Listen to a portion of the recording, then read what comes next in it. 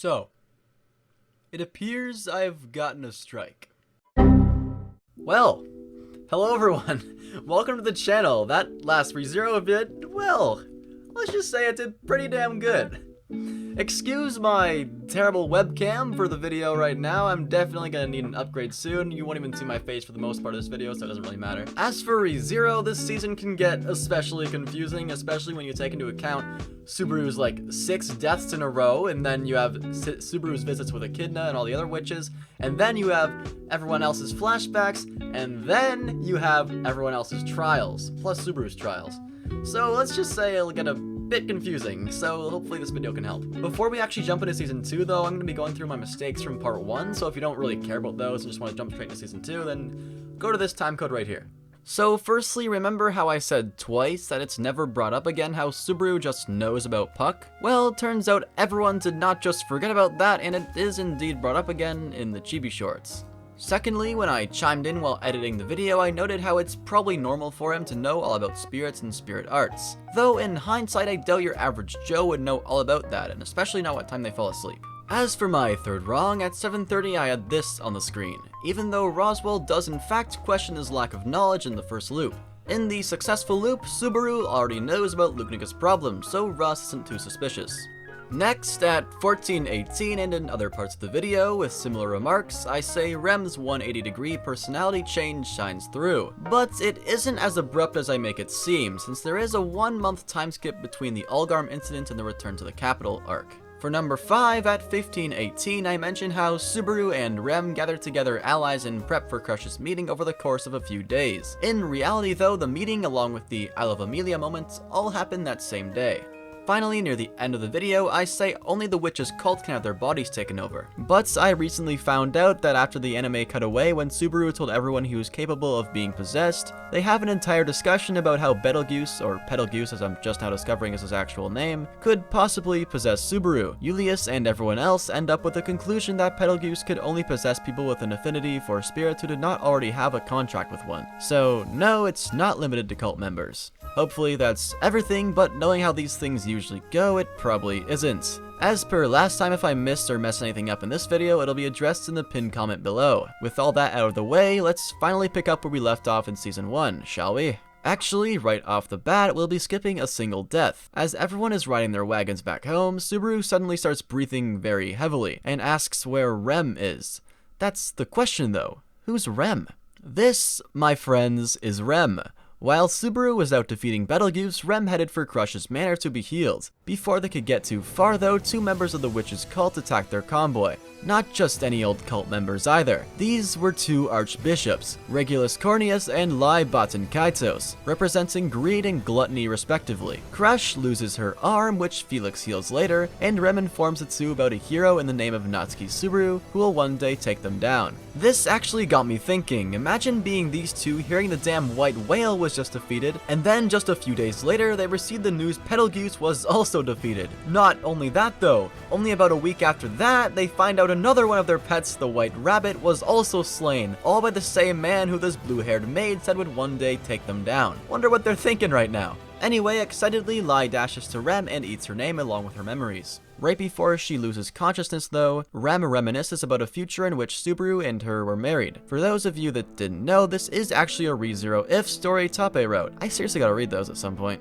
Turns out Subaru, for whatever reason, is the only one who can remember Rem ever being alive. You know what that means? Every time Rem ever helped Subaru, it made him look that much better. Remember how Subaru was on the brink of giving up and Rem gave him that heartfelt speech which basically saved the guy and made him who he is today? Well, to anyone else, I guess that just didn't happen. Another event of note is when Subaru and Rem are gathering the allies for Crush's meeting. I suppose he simply worked twice as fast and was just that much more of a smooth talker or something. And then there's also the whole forest of demon dogs that he totally didn't receive her help for. For real though, I want to thank my commenters for pointing this out to me in my last video, because that seriously went over my head when I first watched Season 2. Anyway, where was I again? Oh, right. Now everyone's back at the mansion, and Puck informs Subaru Rem has been forgotten because of the powers of gluttony. After leaving Rem's room, Crush, Felix, Subaru, Wilhelm, and Amelia discuss the contemporary matters at hand. The subject of disbanding their alliance is brought up by Felix since it has caused a lot of trouble for them already, though the others convince Felix it would be best for them to stay as allies for the time being, as they would be much more likely to meet the cult again for some good old revenge. Plus, if they kill Lai, they might even be able to regain Crush along with everyone else's former selves back.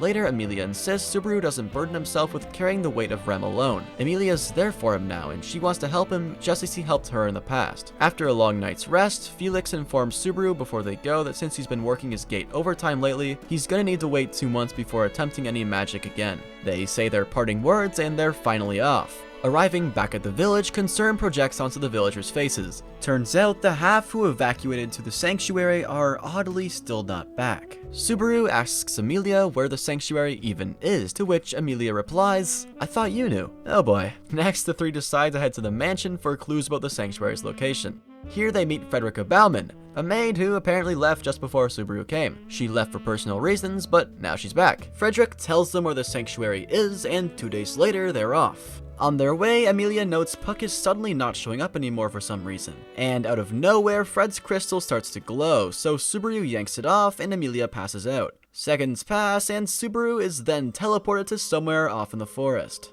Alone, Subaru is confronted by a small pink-haired girl, so he follows her and ends up at a large stone temple. Curiosity overcomes him and he enters the building, but passes out once he gets inside. Here, Subaru has his very first meeting with Echidna, the Witch of Greed, and wakes up shortly after. He then exits the graveyard, thus forgetting everything that just happened. Upon exiting, Otto's on the floor and Garfield makes his debut. One short misunderstanding later, and Patrash leads the way to the sanctuary. They arrive, and before long, Ram greets them. Subaru is quite put off when she doesn't ask about Ram at all, so Amelia interrupts and reiterates what she said to him back at Crush's place, stating they'll fix things as a team now. Next, entering into Roswell's house, we find him all bandaged up. As for why they hadn't returned to the mansion yet, well, that's because they're apparently being held under house arrest here in the sanctuary. Roswell also attempted the trial, but it rejected him, which caused his multitude of injuries. So now, Garfield demands Amelia, the one of the group who can actually partake in the trial, to do just that and free them. After a quick visit with the Arlem villagers, that evening Amelia attempts her first trial. Or at least is supposed to. Immediately after entering the graveyard, the temple lights up in bright blue, which means she's qualified. But its light goes out almost instantly. Garfield notes that is definitely not supposed to happen, so Subaru runs in to see what's going on. When he gets over there, the temple lights up again and confuses everyone since only demi-humans should be capable of undergoing the trial. Nonetheless, he runs in, sees Amelia passed out, and also passes out at the same time. Here, Subaru faces his first trial and revisits his past, along with meeting Echidna again after said trial's completion. Before he wakes up for real though, Subaru unfortunately perishes a grand total of 5 different times, the most he's died for a single checkpoint thus far. He wakes up with his brain now surging with knowledge as if he met the Witch of Greed herself. Oh wait, he did. 3 times now, in fact. This knowledge includes Ryuzu's facility, plus Echidna's immortality experiments, the fact Beatrice has what he thinks is a gospel, Roswell possessing a tome of wisdom and knowing of Subaru's RBD, the fact assassins are attacking the mansion, knowledge of Snowfall coming, followed by the White Rabbit attacking the sanctuary, and much, much more. Roughly an hour of silence passes, and eventually the two emerge from the temple, so they all head over to one of the village houses to discuss things. It's here where Subaru, Otto, and Amelia meet Ryuzu officially for the first time, who explains some stuff about the sanctuary's barrier and its background. After some contemplation, Subaru decides he requires Echidna's help yet again, so he walks to the graveyard and enters into the temple, though this only throws him into the second trial. He receives a flash of multiple unthinkable presents, worlds in which his consciousness had already faded away, also known as the timelines in which he failed. Up until this point, Subaru most likely simply assumed these worlds cease to exist after he dies and are replaced upon his revival. But now he's faced with the cold, hard, might-be truth. He pukes and falls onto the floor into a fetal position, uncontrollably and desperately shouting for it to stop. But no, it does not stop, until he lives through all 12 deaths, and possibly others he hasn't experienced, leading up to this point. Eventually, this breaks him and he's left completely still, broken, and silent. Suddenly, he hears a voice. It's Rem's. This shouldn't be possible, but he's so destroyed right now he doesn't seem to realize. He begins ranting to her, spouting everything that just came to mind about what he just learned. Rem comforts him and tells him, "Just leave everything to me. All you need to do is sleep." Immediately, he realizes that is the furthest thing from something Rem would say. Rem would support him and she would tell him to get up and keep fighting. Subaru rightfully exposes the fraud and it turns out it was yet another witch, this time Carmilla, the Witch of Lust. After that, everything transforms and we're back at the Castle of Dreams. One witch after the other appears until there's a total of 7, all gathered to meet Mr. Natsuki. Echidna attempts to form a contract with Subaru, which he refuses and steels himself to do so with Beatrice instead. After attempting to kill himself, all the witches assist Subaru in regaining his composure. He thanks them for that, even if it was for their own twisted reasoning, and before waking up, he tells Satella he's going to save her, and the tea party concludes. Waking up, again, he sees the night sky, instead of the usual blue stone ceiling. Patrash apparently pulled him out of the temple because she thought it was bringing him pain, so her and Otto waited for him to wake up beside the temple stairs. Before long, he attempts to begin the third trial, but is rejected this time by Echidna's doing. Following his attempt, Subaru begins a talk with Roswaal to inquire if there's a way to leave the sanctuary aside from the trial method. What he receives is information far more grim though. Roswaal instead lets Subaru know he himself is the one who ordered the attack of the assassins on the mansion. Not only that though, the snowfall followed by the white rabbit being here is also his doing. This was apparently all in hopes of strengthening Subaru's resolve to force him to choose who he desires to save more. Following that, Subaru slowly backs away from Roswaal, swearing he'll never be like the guy. Afterward, he runs through the forest aimlessly, eventually falling and having another breakdown, chanting, "What should I do? What should I do? What should I do?"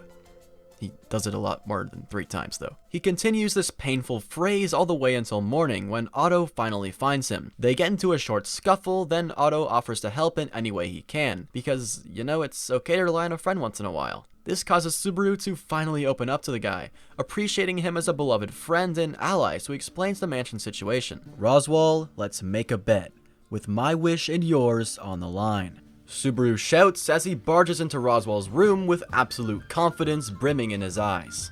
He exclaims he's going to save the mansion and the sanctuary in this loop. If he manages this, he's going to need Roswaal's help. So he demands he throw his tome away and assists in Amelia's struggle to become the princess if Subaru succeeds. Roswaal calls his proposition quite greedy and then simply smirks. He follows it up with stating, "The snow in the sanctuary and the attack on the mansion begin in 3 days. Do your hardest to fight it and fail miserably." I still love Subaru's mood swings so much. Like just yesterday, Roswaal witnessed Subaru in absolute distress after hearing Ross's terrible news. And one night later, his confidence is brimming through the roof, declaring he's going to save everyone. Next, Subaru heads for Ryusu's facility where she notes how it's quite odd how he's treating her like he already knows her remarkably well. Subaru basically just says, "Yeah, you're not wrong, I know who you are and even what your goal is." She realizes after that boast that the one Roz was waiting for is him, and immediately after we get a surprised, "Huh?" After Subaru basically just says the whole thing's been called off.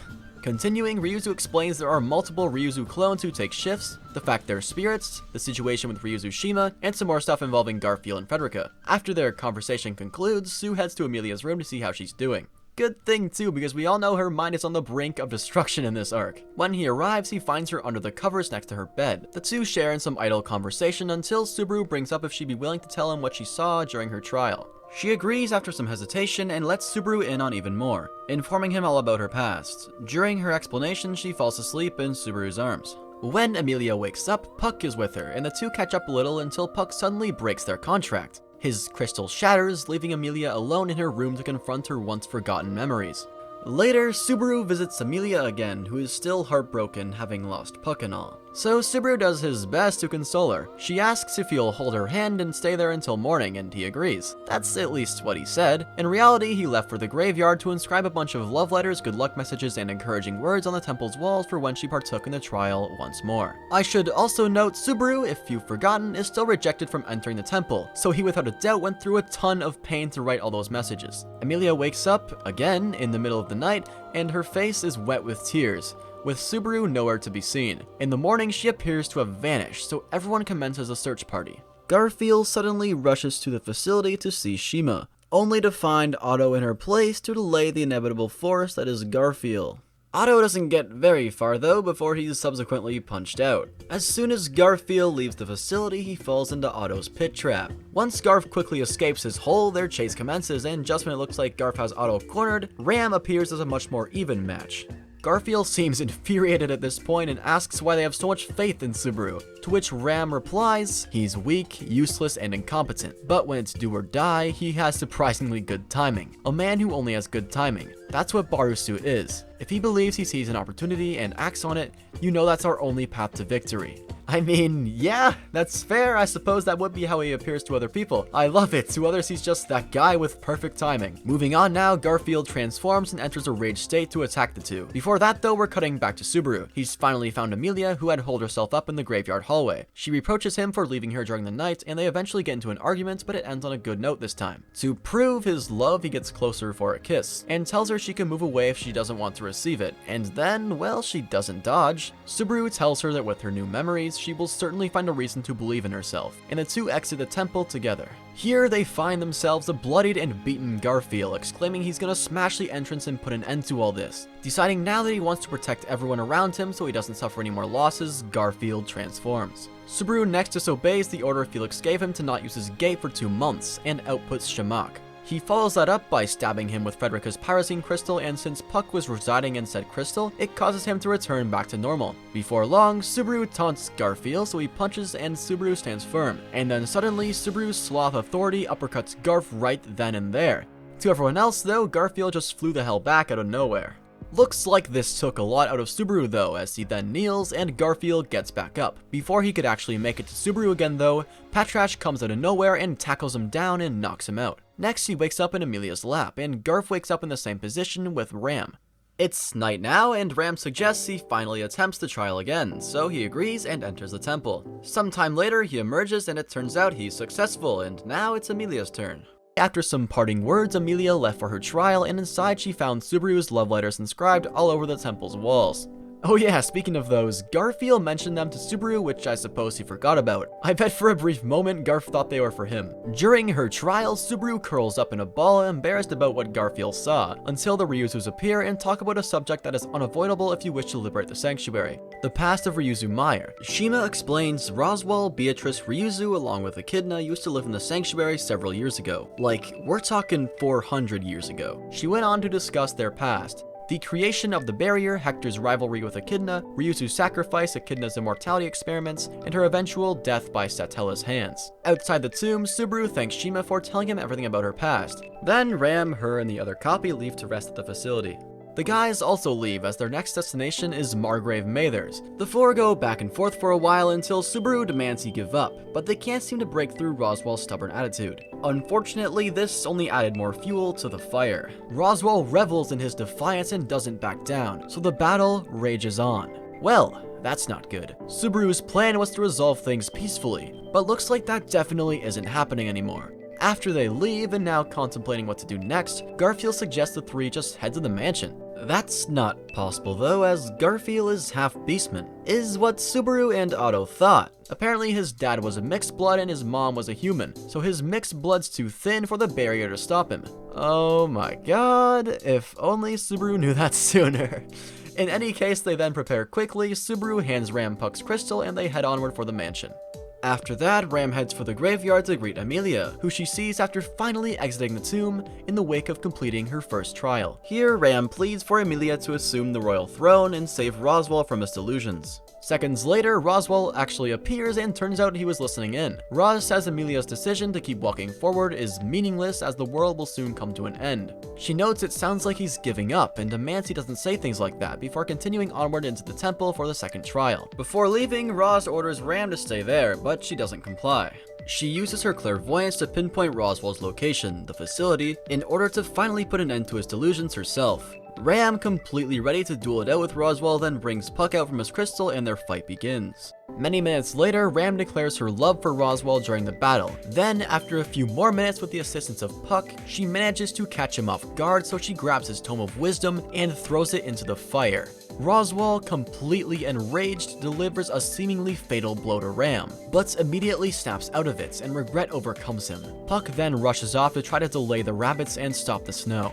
While that's all happening, Emilia finishes her second trial, and exits the temple to find all the villagers of Arlem happily awaiting her return. After some encouraging words from everyone, she heads back in for her final trial. Sometime later, Emilia wakes up from her sleep after experiencing countless possible futures before meeting Minerva. The door facing the hallway seems to have opened, and inside she finds Echidna's grave and attaches the spell creating the barrier.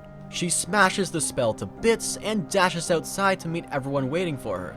Here though, she's met with a hellish blizzard, and thankfully all the village folk are still okay. They're in some sort of igloo thing that Puck put them in. Following that, she runs to the facility and meets all the Ryuzus there. Upon arriving, Shima, along with the crystal containing the original Ryuzu, disintegrates, and she comforts the other intelligent Ryuzu who is trying to stop Shima. Everyone there sprints over to the battlefield where they find a broken Roswell helplessly trying to save Ram. Emilia realizes she's still alive, but now the rabbits are closing in, so they rush to the graveyard with Emilia leading them. Meanwhile, Subaru, Garfield, and Otto at last reach the mansion, and they made it just in time too. While trying to take down a particularly strong mob beast, Subaru and Otto accidentally set a flame to the entire mansion in the process. Nice job guys, that'll show Roswell. Anyway, Garfield and Frederica finish up their fights, leaving Elsa dead and Melee well saved. After that, everyone besides Subaru and Beatrice are evacuated from the building, since Betty is being a little bit stubborn. After many attempts already, he decides the only door left to try is Roswell's secret door, so he goes there and she lets him in. He requests for her to save him, and after a lot of convincing, his words finally, and I mean finally, get through to Beatrice, and she takes his hand. They quickly zoom over to the sanctuary where Emilia is facing off against the White Rabbit with her back against the wall. Working together, the three manage to rid the world of yet another one, or I suppose I should say thousands of the great demon beasts plaguing the ReZero world again, once and for all. So now, after being the mastermind behind the White Whale's defeats, along with playing a huge role in said battle, this legendary man also played a large part in the White Rabbit's demise. This time, when word eventually gets out, he, along with Emilia's camp in general, will appear even more amazing than they already seem to the public. I mean, think about it. Yeah, we're dealing with a whole different ballpark here, but with the White Whale, it took 3 separate factions working together to subjugate it. Meanwhile, with the Rabbit, it just took the princess candidate, the self-proclaimed knight Subaru, along with a great spirit in the name of Beatrice, who is now contracted with him, I might add. After the Rabbit's defeat, Roz and Betty visit Echidna's grave together, and here we, along with Beatrice, find out this is the same Roswell from 400 years ago. The Roswell Beatrice and Echidna knew personally. When they finish their talk, everyone meets at the cathedral to individually punch Roswell for repentance, and then they discuss what will happen moving forward. Roswell apologizes, and after some time later, everyone gathers together at a ceremonial hall, and Subaru officially becomes Emilia's knight. The two take each other's hand and dance, and, well, that concludes the true timeline of ReZero. Until Season 3, of course. Thank you guys so much for watching, like, seriously. I love you guys, and I hope at least a small portion of you will stick around for anything else I make. If you somehow still want to see more of me and like Gintama, then you can check out my Gintama arc review series where I'm currently reviewing all of those. Right now I'm only 4 episodes in though. Anyway, like or dislike depending on how you thought, and please don't forget to drop anything I missed or screwed up on in the comments below. That's just about all I had to say, so I'll catch you in the next one. Later.